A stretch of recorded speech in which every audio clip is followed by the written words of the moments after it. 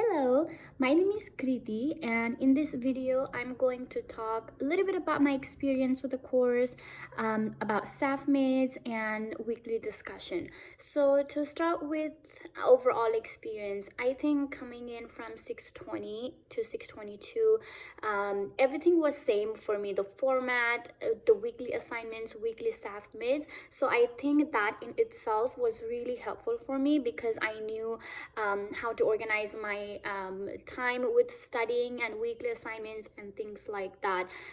And also, what I really liked about this course is I think when professor went over the technical concepts of the course weekly, that really helped me in expanding my knowledge on what we were talking about that week.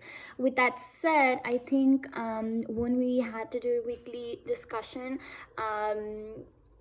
I really enjoyed it myself, also because I'm a visual person, and I think over the years I have learned that studying, and on top of that, if I had to write about it, that really helps me remember the materials in my own language, and that goes for a long time. And also, on top of that, being able to read my classmates discussion is very helpful, because sometimes if I would get stuck on a terminology or just a concept, or not being able to come up with my own example, I think reading my classmates example really helped me.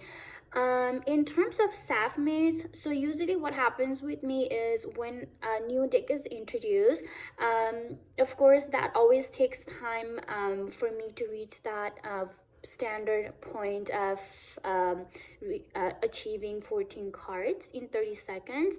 But I think as I keep going, my train always goes up over the days. So most of the time by week 2, I'm able to reach that standard mark of SAFMATES, of reaching 14 cards in 30 seconds. So when I did my SAFMATES, I used interventions, pretty much the same interventions, because that has always worked for me. So I make sure I go over them on a separate time to make sure I know the terminology. I have a good memory of it, and also that I understand.